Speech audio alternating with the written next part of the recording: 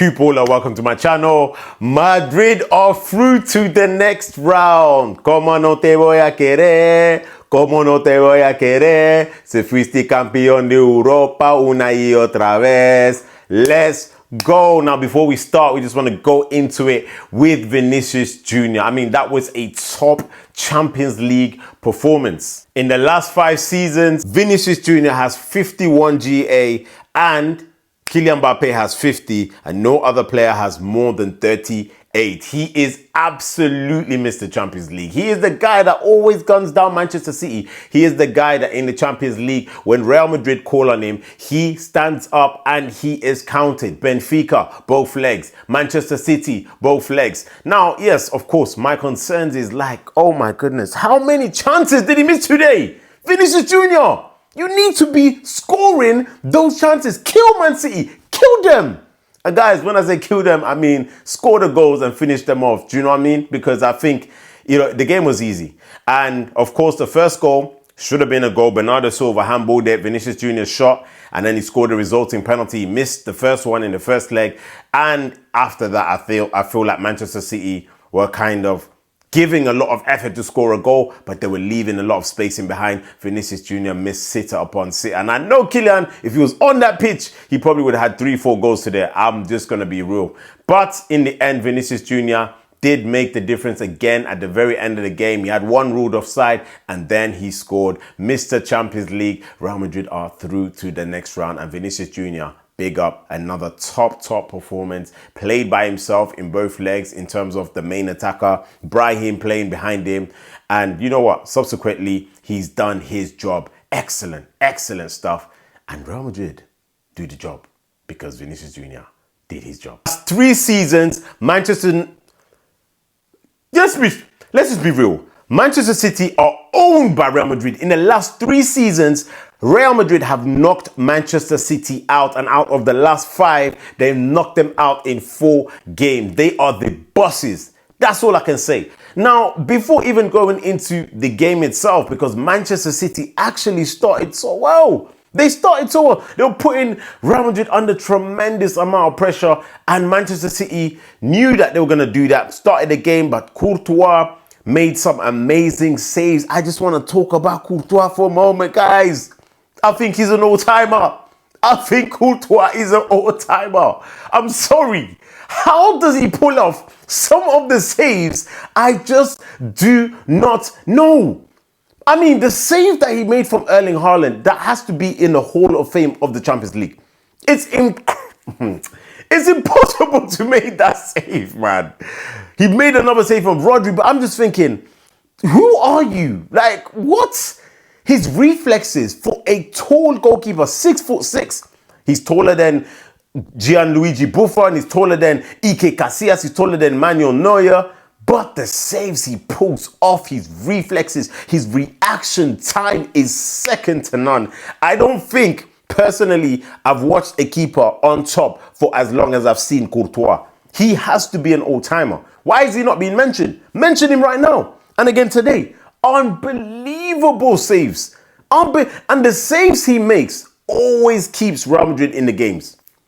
They don't actually deserve to be in some of these games. But Courtois keeps them in these games. And he's like, he came off for half time. But Courtois is like, I don't know how to say it. When you have Courtois, it's almost as if you don't need to do too much. If you miss the ball, the guy's going to save the ball. Just let Courtois do it. And apart from that, like I said, Man City put the problems up. But very early on, Valverde should have scored. He didn't score, should have chipped the goalkeeper. He kind of mishit it. And then, of course, the incident with Vinicius Jr., where he did obviously score the penalty. It was a handball. Bernardo Silva was sent off. That kind of changed the game in itself, because now, although City were attacking, it was just one of those where they always knew they're going to concede chances in behind. I must give a big shout out to Kusanov, because his pace saved him today against, obviously, Vinicius Jr. for majority of the game, and Kylian Mbappe when he came on. That allowed City to play very high, of course. And then you've got Doku, who was causing problems to Trent. And Trent, some of his defending is so bad, man. Trent Alexander-Arnold, you've got to fix up, man. because that is going to be a problem in the next game. So Real Madrid look forward to playing against FC Bayern Munich in the next game. I just think today I was not happy with the final third. I just think Real Madrid's decision making, and I don't know if it's just me, guys. You guys can obviously talk to me. You guys can let me know. I don't know if it's just me, but honestly, please let me know if I'm telling you the truth. If I'm lying, I don't know. But guys, how is it that in football nowadays, I see so many openings in terms of passing the ball to the striker, to the winger, who's 1v1 with the defender, or he's literally running through and goal or beyond the last line, and players take a touch, an extra touch, and then pass it to the side. Like, what's up? I'm losing, bro. See what's happening. I've seen it so many times today with Real Madrid. I'm like, you're running at City's defense. Vinicius Junior's made a run. Kylian Mbappe came on, made a run. Passing the ball, I don't know. They just want to recycle it. If it's not Thiago Pitarque, if it's not Tchouaméni, if it's not Valverde, I'm thinking, guys, what is this decision making? Arde Güler, another one who does it so much. I've already told you guys about this, and I wasn't happy. Vinicius Junior, I already mentioned him. I wasn't happy with the finishing. You have to be ruthless, because if they end up playing Bayern Munich in the next game, listen, man, you give Bayern Munich a chance to score, they will score. They will not miss. Madrid have beaten them in the past, but of course, they are always a threat. They've got attackers like Olise, they've got Kane, they've got Diaz, they've got players that can hurt you. And I think Real Madrid need to fix that up. They need to add that ruthlessness to their game, because Bayern Munich are a ruthless team. Bayern Munich will make you work, you see. And the midfield for Madrid today was Tchouaméni, Pitarque. They did kind of get overrun very early on as well. 10 men kind of flattered Madrid a little bit. It gave them that leeway to kind of chill in the tie. And I think that did not help at all in terms of their level of performance. Kylian Mbappe is back. We saw him come on the pitch, and that made a difference again to Madrid's attack. But guys, Kylian Mbappe had literally burnt Ait-Nouri. Yeah, he's running. There's a separation. You could see the separation between his speed and Ait-Nouri. Guess what happens? Ait-Nouri tugs on his shirt, pulls his shirt. Yeah, literally, you could literally see the shirt. Pulls his shirt right into the box. Let's go. Kylian Mbappe falls down. VAR look at it. They say it's not a penalty. And guess what? People are going to come out here and say, Real Madrid always cheat. Real Madrid always get decisions. When it's Real Madrid, it's Real Madrid, Real Madrid, Real Madrid, Madrid. Guys, I'm telling you, we saw that decision today. Even the commentators said it's a clear-cut penalty, denied in front of everybody's eyes. The whole world was watching that game. We saw it was a penalty, nothing given. So before you guys even want to come and say Real Madrid cheat, I don't want to hear it for the rest of the season. If we get a penalty by a player for it not being a penalty, I do not care. Because that was a penalty for Real Madrid, and I heard nothing. The UCL, the Champions League, VAR, UEFA, I don't want to hear no favors, nothing at all. Because we saw that decision. At the end of the day, we're going to take the points. At the end of the day, I'm happy. They're through. And I think it's going to be a much tougher game against Bayern Munich, but Madrid can do it. The most important thing was winning. I still do have my questions on some of the players. Fran Garcia. The midfield, of course, we're still expecting Jude Bellingham to come back, so that's going to bolster the midfield a little bit. Brahim Diaz, I still have my question. He was all right. I mean, Brahim Diaz, you need to stop as well. You need to stop what you're doing. What you're doing is not nice, man. What you're doing is not nice. What I saw him do to Ruben Diaz. So it's not just Marc Gueye in the first game. It's Ruben Diaz. These guys, they don't play for Senegal. Do you know what I mean? I know you got your own personal agenda with some players from... Listen, forgive them. Forgive them for their sins. Because Ruben Diaz was hooked at halftime. Hooked after what Brahim Diaz did to him. He was finished. This guy can finish careers. He's got a family. Leave him alone. Yeah? Thank you, Brahim. I've got my notes for Chelsea. When Chelsea, I've got my notes. How many times are you going to lose? You lost to PSG. You come in the Premier League. You lose to Newcastle. You come back back to the Champions League. You get beaten at home again by PSG. 8-2. It's not a joke. Chelsea is not a joke. 8-2. And 8-2 offend the Chelsea fan today. Chelsea! Oh my days. Oh my days. You thought you could go head to head with PSG. I told them Chelsea fans before the game, you don't have a chance. And they said, no, you know, we got Cole Palmer. And yeah, obviously, João Pedro, the Club World Cup and that, you know. Obviously, yeah, man. And then we got Garnacho and Neto. And obviously, we got Enzo. Caicedo's the best DM in the world. Blah, blah, blah, blah, blah, blah, blah, blah, blah, blah, blah.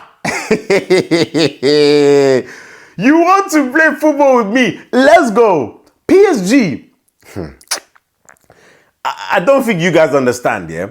When they want to actually turn it up, there's nothing you can do. In America, they were on holiday. When they came there, they saw Miami, they saw Los Angeles, they saw Texas, they saw Dallas, They saw Washington, D.C., bro. They saw New York City. And you thought they were going there to play football. They take the trophy, the club work. Champions League. Meet me there. Meet me outside. Champions League, Chelsea. Meet PSG outside. And you'll see. That's where you get confused because you thought that, oh, we have the lap, we have these guys, we beat them well. Yeah, Cole Palmer hooked.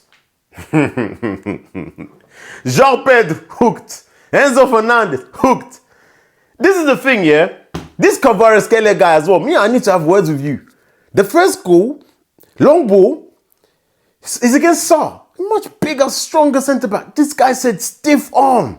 And that was it. Finished bottom left corner. That is it. Game over. Because at that point, it's 6-2 on aggregate. We're playing. Well, I'm playing with you. And Kvaratskhelia is so destructive. I believe that this guy will take your self-confidence. You will doubt whether you're actually meant to be a professional defender. The guy, every time he has the ball, he says, I'm going. I'm coming at you, mate. I'm running with the ball at you. There's nothing you're going to do. It's the kind of winger that we cry out to watch. When I'm watching him, I'm saying, yo, tight control, inside, outside. And the thing with him, he doesn't really like going with the left foot. He'll use the right. So it's confusing. It's confusing. But listen, a joy to watch. Barcola's goal was sweet. Mayula's goal was sweet. Kvaratskhelia, I believe, he had another assist. But yeah, he's Chelsea's gone, man. He's literally killed Chelsea, finished them off. A top performance by him, a top performance by PSG. I don't think Dembele did too much in the game, but I feel like, again, PSG were coasting in that game. Second half, Chelsea did have opportunities. They were a bit more alive with Garnacho, but again, PSG were just miles ahead of them. It was a no contest, really. It was one of those where, let's just go to London, let's go to that Stamford Bridge place, get our points, go back to Paris. You know, Eurostar back to Paris, and that's it. We're done. We're done out here, man. That was a joke. But anyway, in terms of Chelsea, they've got a lot of rethinking to do. They look like a team that, when it comes to it, they're miles behind a lot of the other teams. English teams are suffering a bit. So you have Man City going out, you have Chelsea going out. And I think Liam Rosenior has a lot of questions to answer. I personally don't think he's the profile manager for Chelsea. But let's see what they do with that. Again, Chelsea is that up and down team. Not really consistent. They've got players that are not really that serious. They've got players that you could see they're buying to just sell. The club itself, you know, just had all the rulings and the fines, whatever it is, 10 million for all the shenanigans with Roman Abramovich. It's not stable right now. A club that is stable, though, Arsenal FC. But before we go on to them, congratulations. Arsenal are through to the next round against Bayer Leverkusen. They beat them 2-0. Declan Rice, comfortable finish. Lovely finish, bottom corner. I don't know what Leverkusen were playing at. And of course, the first goal, Eberechi. When you play him in the 10, Eberechi.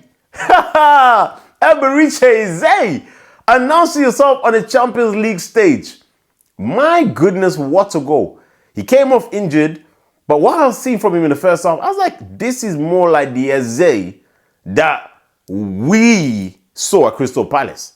And to be doing that in the Champions League as well, I'm happy. I'm happy for him because he's a talented player. He's a very good player, actually. And I think there was a bit more freedom. There was a bit more space because the Leverkusen were kind of going for it today.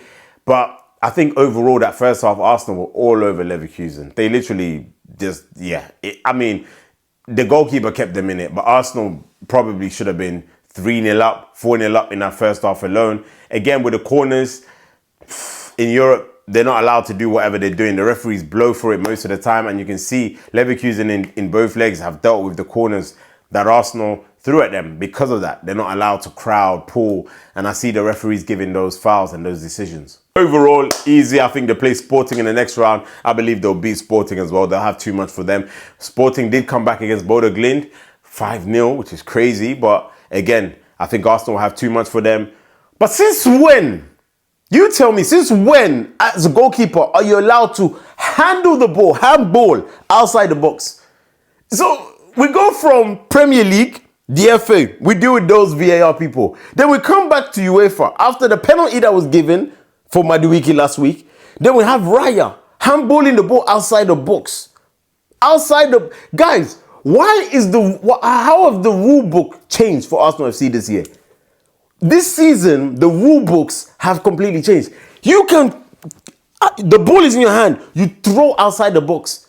The commentator said, this is outside the box. Even the commentators was like, so VAR, you don't work. These guys, they must have signed a contract. They've sold their soul. Arsenal FC, they've sold their soul. Because these decisions, I'm not understanding. Listen, big up David Raya because he's been absolutely immense this season. I mean, even one of the saves he made today, again, absolutely incredible. Even the Leverkusen manager was like, how did he save that? He's been on stuff. He's been on top. He's been on top. I give him credit. Arsenal are through as well. And that's it. The end of the Champions League roundup. Kupola. Make sure you subscribe, follow, share, comment. And I'll see you soon. On to the next one. A la Madrid! Vamos! Yeah.